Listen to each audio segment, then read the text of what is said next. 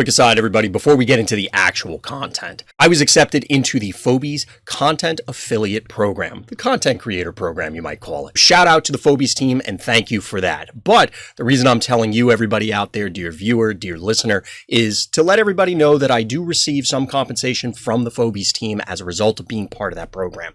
Now, I loved Phobies before, and I still love Phobies now, and I expect I will still continue to love Phobies in the future. So look forward to more Phobies content coming from Random's Thoughts. So now, on with the show. I had to just get the next set of pairings up and started, and we're going to jump right in with another Shadow Force game. So we're on Hold Still. I almost said Xylo again, but that is not the case.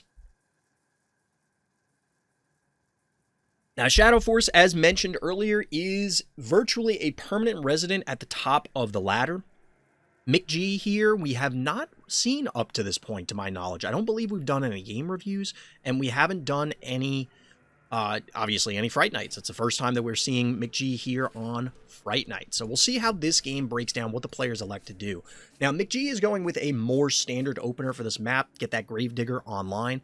Obviously, breaking this obstacle, as you can see, the mirror here is available still for Shadow Force. It does open up some further plays later in the game to lock things off. You can block off this choke point in one of two locations. You can also block off this choke point and possibly even get both set up. Of course, there are breaks available. You can break these or other obstacles to open up more avenues of attack or defense.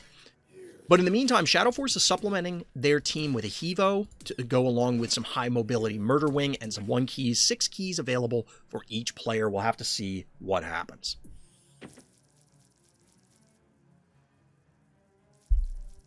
Now, this is also a common phobie to show up on this map, on many maps for that matter. Miss Moffat, we've seen a variety of spiders. If you have arachnophobia, well, you have my condolences. You have my sympathies. There's not much you can do about it. You're going to have to learn to deal with Miss Moffat. She is a virtually permanent fixture in Phobies games, large and small. It's one of those phobies similar to Snowball, where the game changes. Now, you could make an argument that Snowball is more drastic because you could get a droney, but Snowball is just different, better.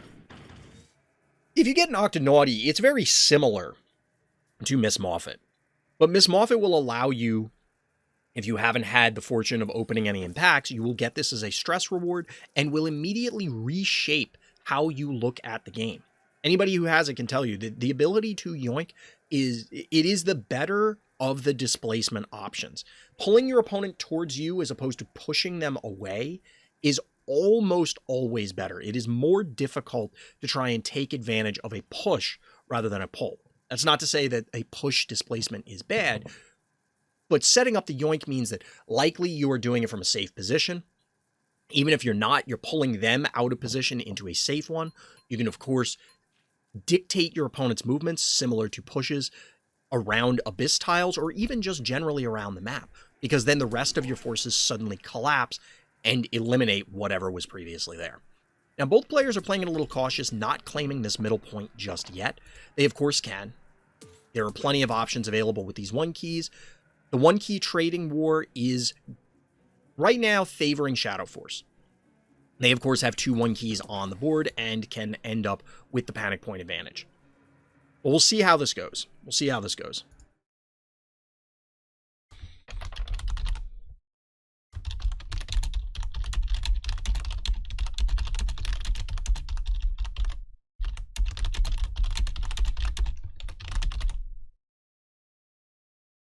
Just getting some stuff prepped here because we're going to have to let people know in case there's any no-shows. We are, of course, in round 3. Hopefully anybody who was planning on playing did in fact make it. We're at that point. We're letting everybody know. There we go. So we'll have to see how this works out. Get a little hydrate action, trying to stay hydrated throughout the day.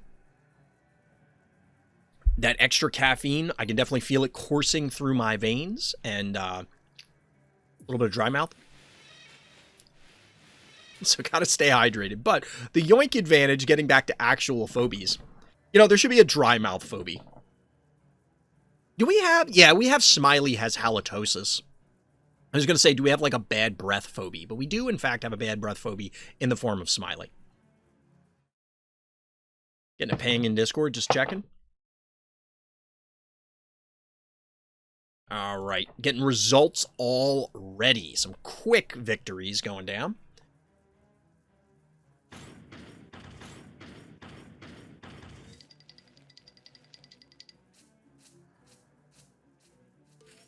Getting a little quick victory action. This attractor's going to have to inch its way up, but will make its presence felt pretty quickly. Now, here's the big thing. Blue player has banked to 11.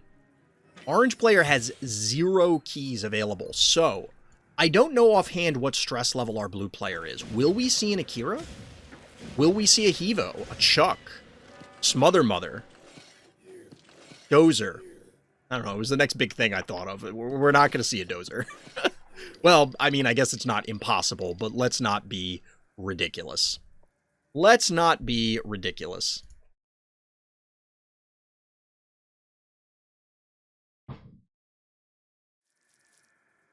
And thank you to everybody who's reporting everything appropriately. Definitely helps out. Okay, we are getting a Hevo 3.0.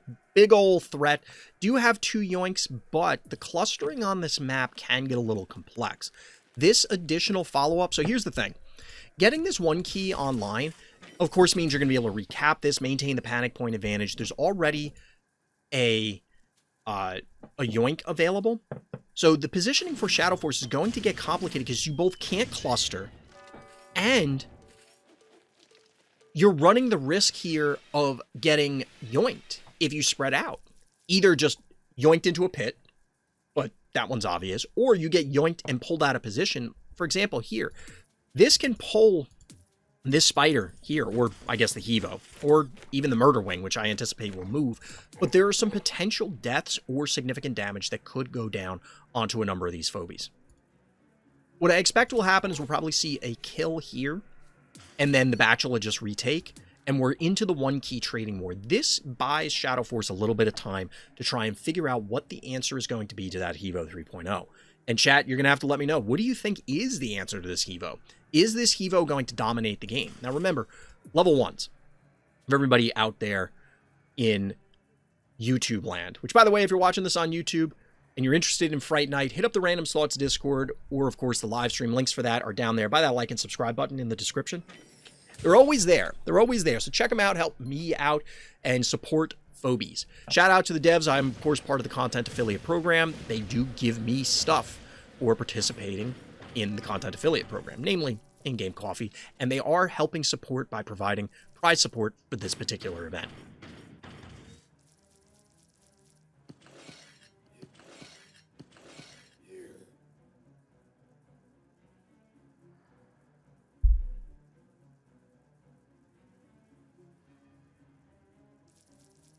Why am I talking about caffeine? Because I had a lot this morning. The tea was honestly less for the caffeine. I honestly don't know that I needed the caffeine. It was more just to have a hot drink, because as I mentioned earlier, still recovering from this cold. I'm feeling, at this stage, I can say significantly better. I'm hoping my voice holds out. We gotta make it through a couple more rounds, and then we'll see where I am at the end of it. We get an Octonaughty now. Little naughty action here. I don't know why, but Octonaughty makes me laugh when it curls up like this and just goes squish. It reminds me of Play-Doh. Or just, if you don't know what Play-Doh is, it's like child clay. You know, like you play with it as a kid. And there was always those strainer things where you squish it through and then it squiggles out into like fake spaghetti.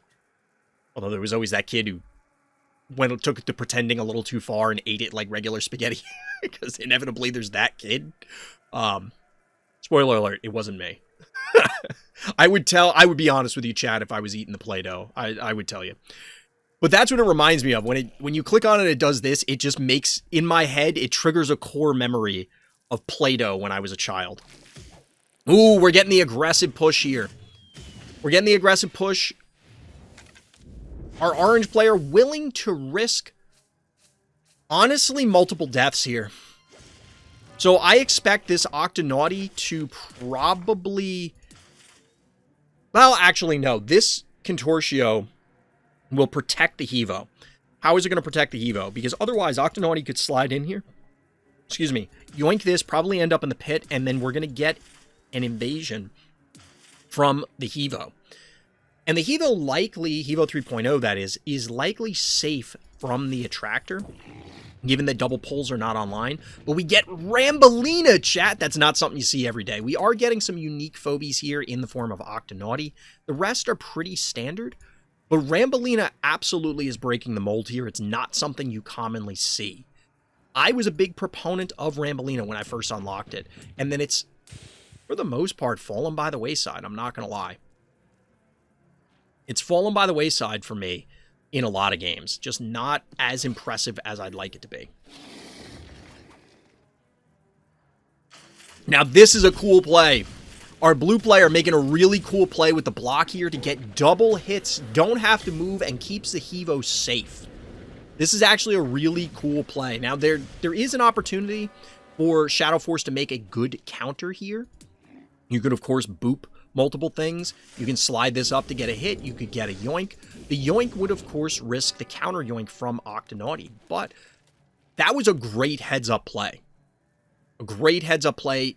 Ultimately trading the spiders out, so we're looking at Spider and Cat versus Spider, Contortio, Cowbell, Cat. Realistically, we're pretty even, but we're resetting the board in a way where Evo is still in a fairly dominating position. Panic point advantage returned to our blue player. Shadow Force with 8 keys available, though, 13 overall to the 7 that are primed and ready to go for our orange player. Ooh, this is going to be aggressive. Get the Jin Sting takedown due to the yoink. Do get some damage on the Evo, but of course it's going to get some AoE going down. Get the boop so that way everything walks away. Unfortunately, the Evo is going to ultimately remain in range of the statue. Statue at 1,000 health can clearly get the splash from Evo, and we probably would have seen that Octonaughty play I was talking about a couple turns ago. So instead, we're getting a slightly different setup. I'm not really sold on this line from Shadow Force right now. I think this is a little bit of panic. I think we're panicking a little bit here because this attractor is almost certainly dead. The combination of this and this with no threatening yoink online. Now, there's the argument here that this is a bait. If this Gravedigger goes in, and then the Evo comes down here, maybe you can clear the Gravedigger, slide Rambolina up, boop the statue, and then boop the Evo into the pit. I don't believe that's how it would work, but maybe. If that is true, maybe this is a decent bait.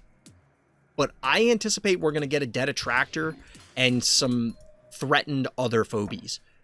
In the end, we do get a Grailian to supplement the forces, 5 keys to 7 keys remaining. But this is kind of what I expected. You take the panic point.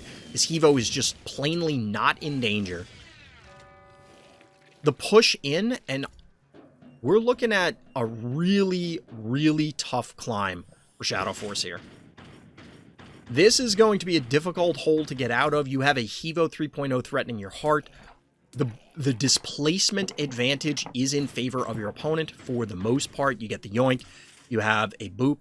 You can get a swap onto, say, this Evo 2.0, hypothetically. Now you can't. Now you see me, now you don't. But even in the event that that happened, I'm not clear that this Evo would die. Well, in one turn. It would probably die because it wouldn't be able to run away far enough. But that would still leave our blue player with a very threatening advantage. Now, you can get some pot shots to help soften these things up. But I think this Rambolina is probably causing some significant regret for Shadow Force here. Possibly even the Gravedigger. Possibly even, or really, the lack of Gravedigger or Crushmore on the side of our orange player. I have been on record as saying on this map on Hold Still that I think you can win without going one of those Phobies, one of the Terror form Phobies. However, I feel that realistically, it makes your life way easier when you do that. It's very challenging to try and overcome the advantage for most of the games I've seen. It's likely not impossible. Like I said, I think you can win games, but it is way more challenging than it probably needs to be. So at this point, we're out of keys for our blue player, 5 remaining for our orange player. We're going to have to see if they're able to actually try and turn this around. Ooh, we get a paddles. So Shadow Force has a Wombo in mind. Shadow Force has a Wombo in mind. There's also an Electrocat. This is, between the swap and the boop, we're going to see some crazy things happening. And of course, the juice from paddles here. If you're not familiar, Jumpstart's going to add a movement for 1 turn to a Phobie. Now, the challenge here is you probably need this set of events to happen. You have to snipe something with the Grailian, and you have to snipe something with the Rambolina, and they can't be the same something. And they probably have to be Hevo Octonauty. So something needs to get booped into the Abyss. And something needs to get swapped and then killed. And concocting that scenario is easier said than done, especially since I expect this is going to slide in next turn and then block this. And then at that point, the game might be over. There's still over 6k health on this heart, but it's going to be a big challenge to try and actually come back from that gap, from that hole.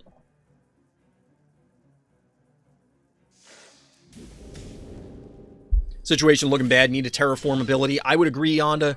I mean, not to beat the dead horse. I do think it's possible to win without it, but I think it's asking a lot. I think you are intentionally making your life more difficult, and I think you need to, like, the safer play, it gives you more flexibility by utilizing terraform on this map. In either form. Obviously, Gravedigger comes out faster, can impact the board more quickly, etc., as we saw on the turn 1 break here from our blue player. But even if you went Crushmore, all right, well, it's a bigger, sturdier threat that's ranged and lob.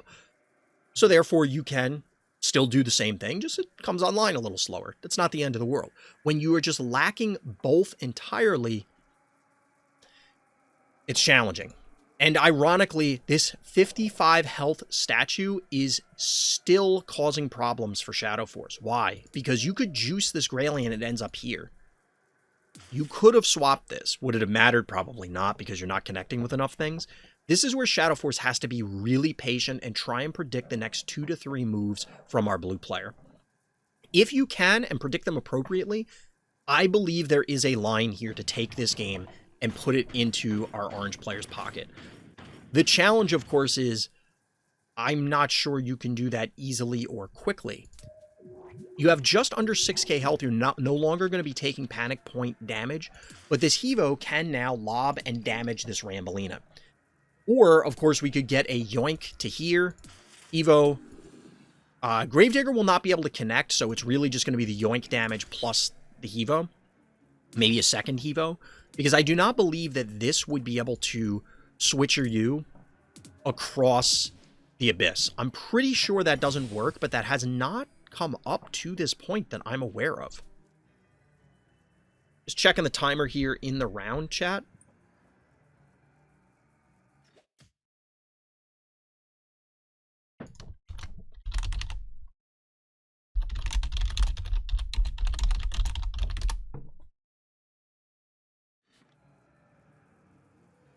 Octonauty's like, no, exactly. Yeah, Grailian and Paddles could make something happen, but this is not... I don't envy Shadow Force's position. This is just a dead Murderwing. No, it barely lives. It will barely live. It is a good thought to try and snipe this, but I imagine Shadow Force accounted for that and was willing to risk it to try and get this draw in. Honestly, if these two dive for it, other than being out of position a little bit, I don't know that it gains Shadow Force that much. Now, here's the other risk to Shadow Force. It's a good thought to send this Hevo in. It's pretty tanky, right? It's suddenly not so tanky, going from 1900 health to 415, even though you got this panic point. Yep.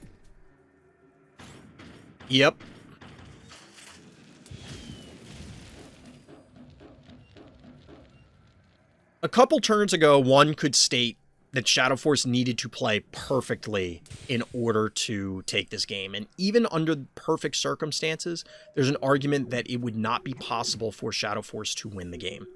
Now, we are going to get a boop here on this Hevo 2.0 to kill it. If you didn't see it, you're about to see it. Boop! However, 5,500 health. Evo's still here. These will end up trading.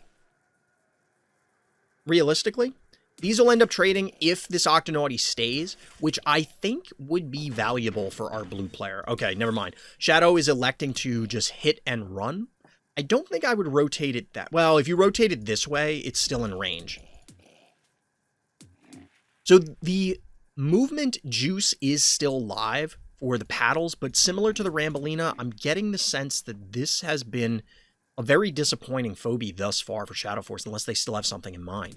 Shadow Force's Switcher U is going to be down for a lot of turns at this point. The boop is down. Meatball, like, can't even get involved. So this Hevo is going to pummel the heart pretty much with impunity. So the game plan here from Shadow Force, I think, is to collapse and try and divide and conquer, we'll say. Split up the forces, eliminate this Octonauty, swing back, and hope that there's enough time to actually kill off this Hevo. Given the Clinico, this is going to be tough. Especially because when you actually close in on this location between the statues and just general forced clustering due to choke points, it's going to be tough.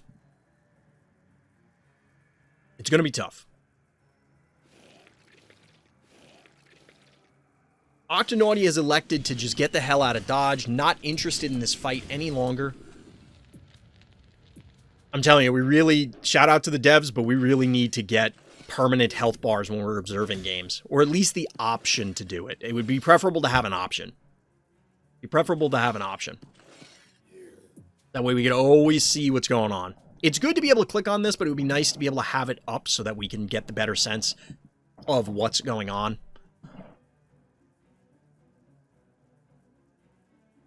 So like I said, Switcher U is down for a long time. A lot of these phobies are just kind of out of commission for a long time.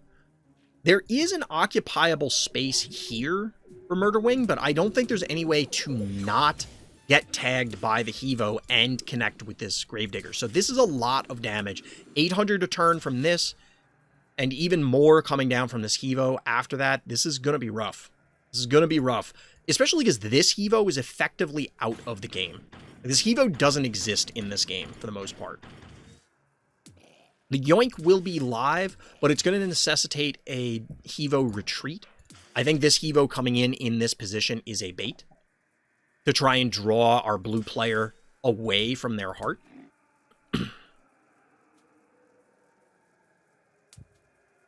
But 4,800 health will melt fairly quickly if our blue player elects to just go for it. I do agree with chat that there is a line. This is looking better than I would have thought even a couple of turns ago.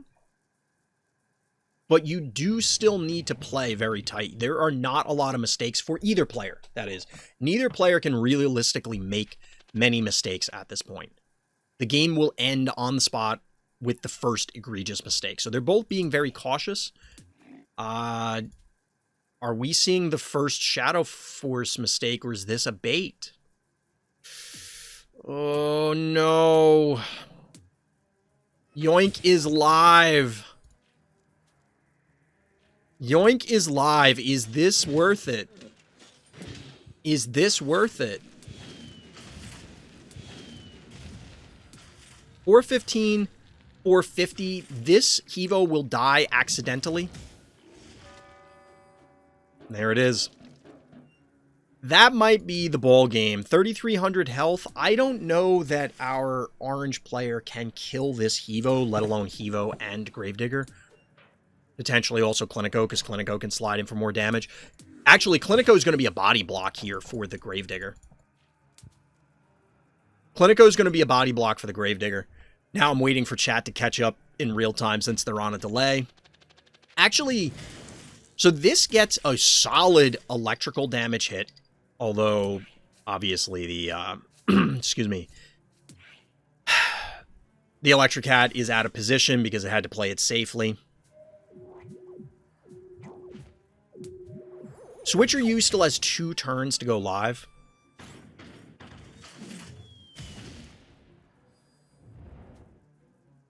There is a way to kill, like, you could use the Electrocat to kill the Octonaughty, because I think Electrocat started here, so we could slide to this position and then do the finishing hit.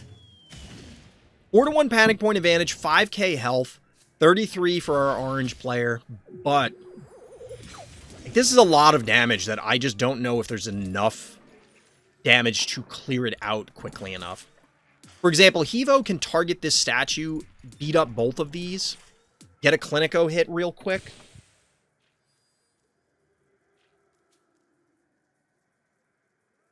Because realistically, the damage here is... Oh, going for the hit onto the Gralien. See, I think it might have been better to try and take down the Murder Wing. I think it might have been better to take down the Murder Wing, but... It's a tough call to make when you're in the position. It's easy for me because I'm literally not playing the game. I'm just observing the game. And that gives you a different level of perspective than when you're actually involved. So any mistakes that we point out, of course, are, well, if you're watching this, you probably played a few games of Phobies. You know what it's like. You know what it's like. 2,500 health to 4,400 health. I wonder if there's a line where our orange player could race our blue player, just burn the heart, but present just enough of a threatening defense in order to result in a takedown. That is, you put enough to try and say, hey, opponent, you need to honor me, because if you don't, I'm going to kill all your Phobies, or threaten your Phobies. It didn't work out this way. There is a clock, 2,500 health. Although the players are now doing the math of how aggressive can I be? Because this Clinico chose to came back, it's not going to be in position to hit the heart. And we're talking 600 damage a turn. So it's going to be 600 at the end of this turn, 1,200 total at the end of next turn, because it's a +3 panic point advantage, essentially. Not essentially, it is. It's a 4-1, so +3. So Shadow Force is trying to do the math as quickly as possible. If you get 1,200 damage here, between the 2 turns, assuming no recaps here, of course, reduces you to 26, and in fact, they think they can go for it. They think they can go for it.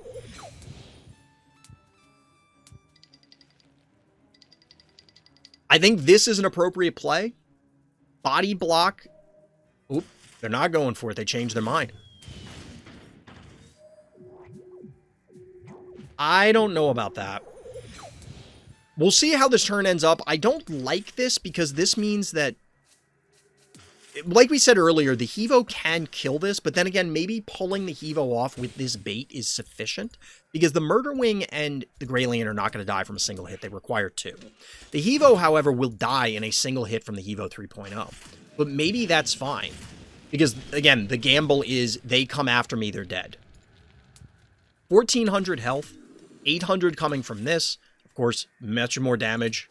We'll see where the Clinico ends up. 2,400 health. This might be Shadow Force's game, chat. This might be Shadow Force's game. This is going to hit once. This is going to hit twice. This is going to hit twice, including a meatball. And we have a 4-1 panic point advantage. Did Shadow Force do this? Did Shadow Force do this?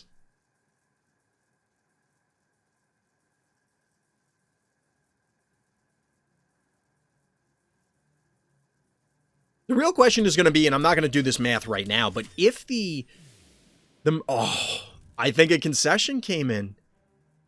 Wow. That game was incredible, chat. That game was incredible. GG.